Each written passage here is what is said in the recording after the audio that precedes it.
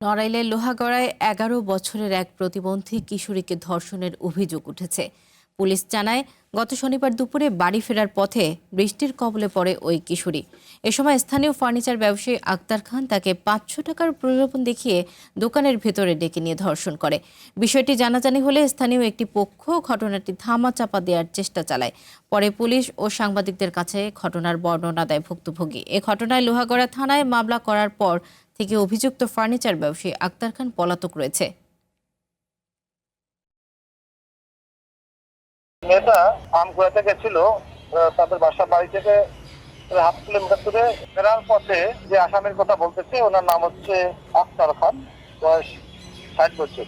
তাকে দোকানের ভিতরে ডেকে নেওয়ার পরে তাকে ধর্ষণ করছে বলে আমাদের কাছে গতকালকে রাত্রে এসে তারা জানায়। তো এই সংক্রান্তে আমরা একটা মামলা নিয়েছি একজন আসামির বিরুদ্ধে।